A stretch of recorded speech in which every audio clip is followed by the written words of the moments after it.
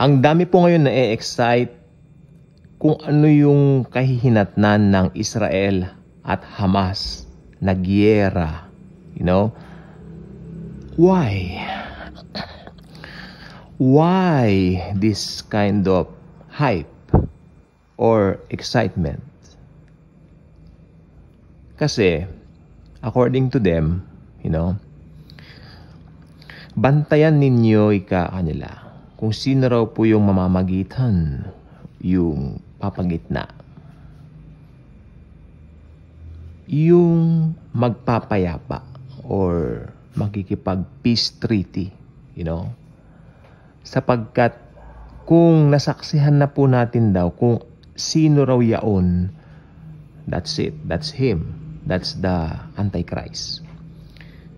Alam po niyo yung lohikay, totoo po, nasa Bible po yon. Makikipag-peace treaty ang Antikristo doon. Pero meron silang na-miss na mark.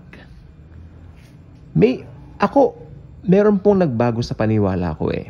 Dati ang paniwala ko, siguro makikita natin yung Antikristo habang nakikipag-peace treaty, and then pag nalagdaan na yung peace treaty niyan, mararapture tayo. So, ang paniwala ko dati ay magkakaroon tayo ng idea kung sino yung Antikristo. Pero sa pagbababad ko po sa Bible, namulat ako sa truth. Sa isang salita lang. Ano yun? Yung salita sa English na until. Sabi kasi doon sa Bible, until the restrainer has been taken away. Until, ibig sabihin sa Tagalog, hanggang maalis yung pumipigil or yung humaharang. Doon pa lang aapir at lilitaw ang Antikristo.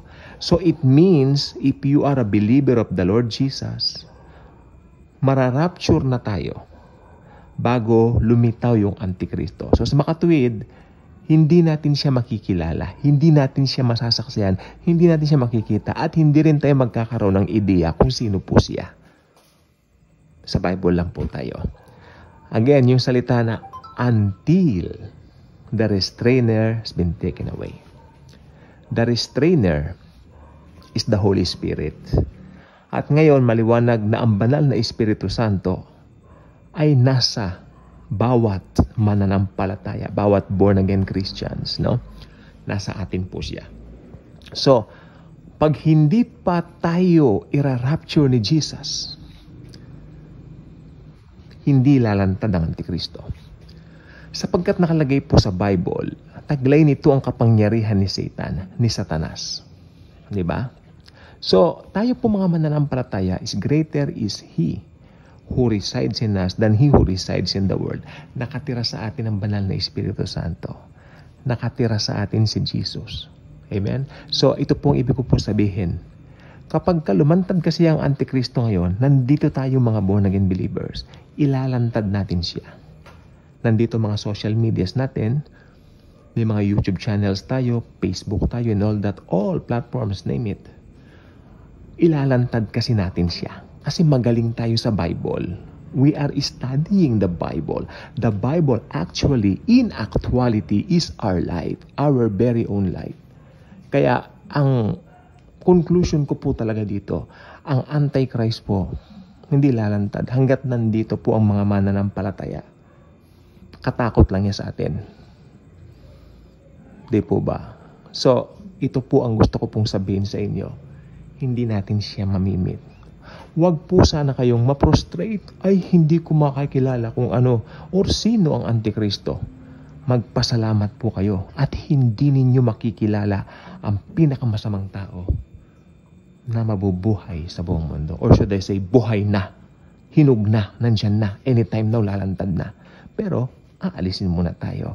Tayo mga born-again Christians. Kaya kung hindi ka pa nakasubscribe sa ating channel, I invite you to do so. Click the notification bell. Share mo ang wonderful video ito, please. At nang marami naman pong mag-benefit at makita po nila na, hey, di ba? Hindi ko na pala mamimit ang Antikristo. At kung may makarinig nito na hindi pa believer ni Jesus, mag-decide na sila sa Panginoon at tanggapin siya bilang Lord and Savior. Thank you very much po muli. And as always and forever, Jesus truly loves us all.